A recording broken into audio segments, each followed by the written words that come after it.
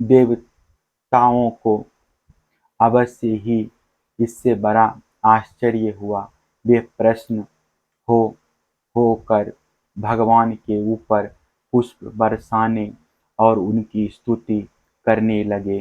परीक्षित, देवऋषि नारद जी भगवान के परम प्रेमी और समस्त जीवों के सच्चे हितैषी हैं।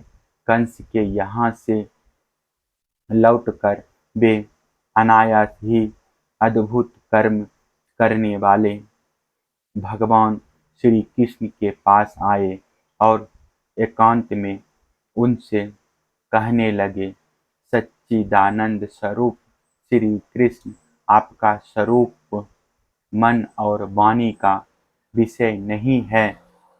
आप योगेश्वर हैं।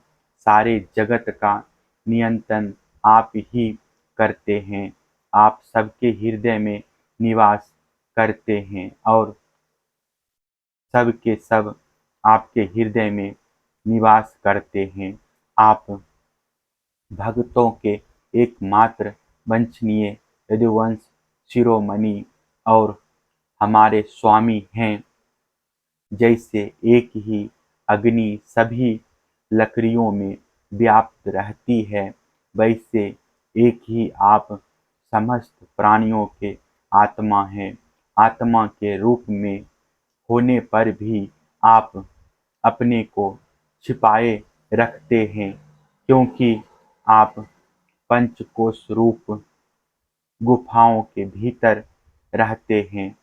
फिर भी पुरुषोत्तम के रूप में, सबके नियंता के रूप में और सबके साक्षी के रूप में आपका अनुभव होता ही है। प्रभु, आप सबके अधिष्ठान और स्वयं अधिष्ठान रहित हैं। आपने सृष्टि के प्रारंभ में अपनी माया से ही गुणों की सृष्टि की और उन गुणों को ही स्वीकार करके आप जगत की उत्पत्ति, स्थिति और प्रलय करते रहते हैं। यह सब करने के लिए आपको अपने से अतिरिक्त और किसी भी वस्तु की आवश्यकता नहीं है, क्योंकि आप सर्वशक्तिमान और सत्य संकल्प हैं। वही आप द्वितीय परमार्थ और राक्षसों का, जिन्होंने आजकल राजाओं का भेष धारण कर रखा है, विनाश करने के लिए तथा धर्म की मर्यादाओं की रक्षा करने के लिए यदुवंश में अवतीर्ण हुए हैं।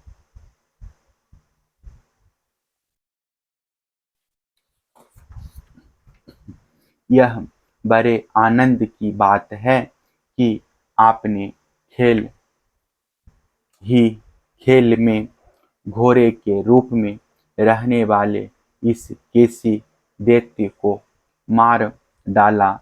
इसकी हिनाहट से डरकर देवता लोग अपना स्वर्ग छोड़कर भाग जाया करते थे।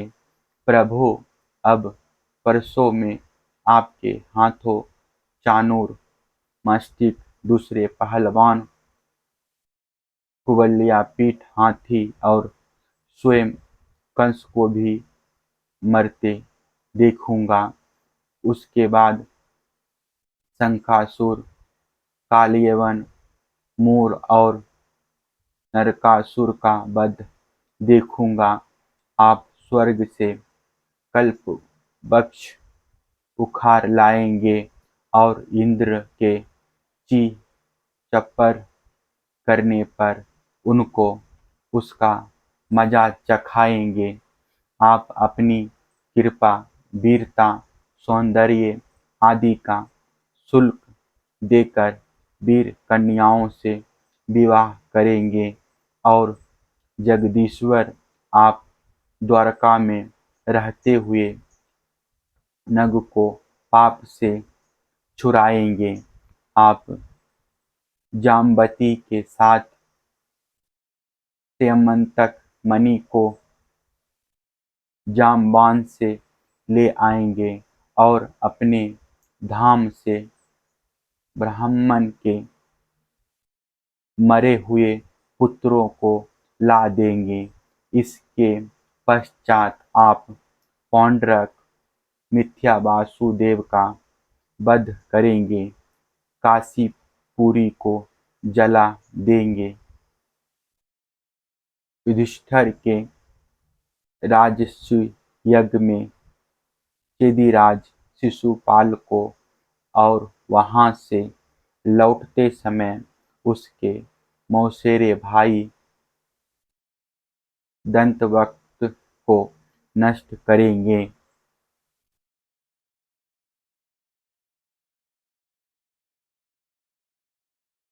प्रभो, द्वारका में निवास करते समय आप और भी बहुत से पराक्रम प्रकट करेंगे, जिन्हें पृथ्वी के बड़े बड़े ज्ञानी और प्रतिभाशाली पुरुष आगे चलकर गाएंगे। मैं वह सब देखूंगा